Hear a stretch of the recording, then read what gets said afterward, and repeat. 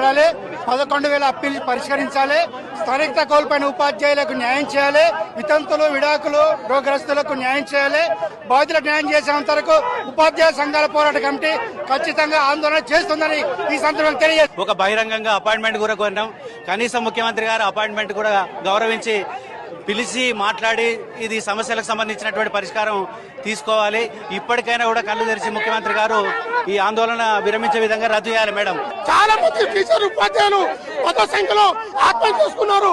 కోట్లాయి సాధించుకున్న తెలంగాణలో 12 చేసుకుని వచ్చే తెలంగాణను ఈ రోజు చేస్తున్నా ఉన్నారు. ప్రజాస్వామ్యంలో నిరసన తెలిపే స్వేచ్ఛ కూడా లేదా అని ప్రశ్నించారు ఉపాధ్యాయ ఎమ్మెల్సీ అలుగుబెల్లి నర్సిరెడ్డి. 317 జీవోతో ఇబ్బంది పడుతున్న టీచర్ల సమస్యలు పరిష్కరించాలని డిమాండ్ చేశారు.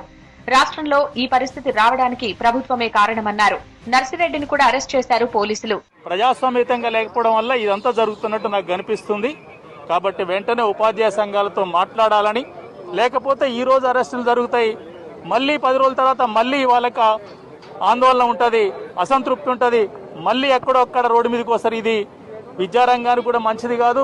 రాష్ట్ర ప్రభుత్వం ఇప్పటికైనా బేసిజాలకు పోకుండా ఉపాధ్యాయ సంఘాల పిలిచి పరిష్కారం చేస్తే బాగుంటుందని చెప్పి మీ ద్వారా తెలియజేస్తున్నాం. నిరసనలకు కూడా అవకాశం ఇవ్వట్లేదని ఆవేదన చెందారు మహిళా ఉపాధ్యాయులు.